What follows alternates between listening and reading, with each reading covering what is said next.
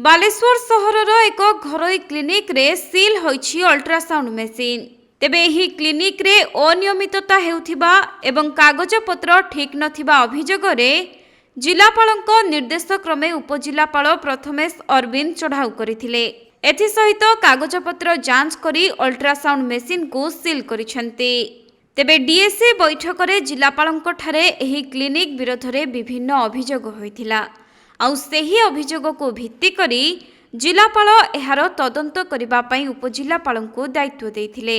तेणु उपजिलापाल स्वास्थ्य विभागर जड़े वरिष्ठ अधिकारी टाउन थाना पुलिस एवं फैमिली वेलफेयर विभाग को नहीं तांको क्लिनिक रे पहुंची कागजपत्र जांच करथिले। विशेष करी एही क्लिनिक रे आवश्यकीय रेजिस्टर नथिबा बेले सेठाकु केते रोगी आसुछंती ताहार मध्य कोनोसी सठिक तथ्य प्रदान करा जाउ नथिबा संपर्क रे पूर्वरु अभियोग होइथिला। तेनु एबे सेही क्लिनिक को जाई सेठाकार अल्ट्रासाउंड मेसिन को सील करिसेंती उपजिलापाल।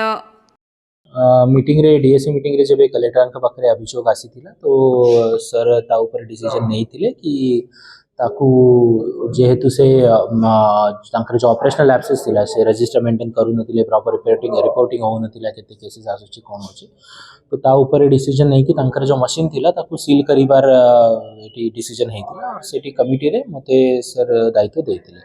तो सब कलेक्टर ऑफिस आईआईसी टाउन तापर फैमिली वेलफेयर डिपार्टमेंट आ ए समस्त मिसी की जाइथिले से मशीन टाकू सील करके आजी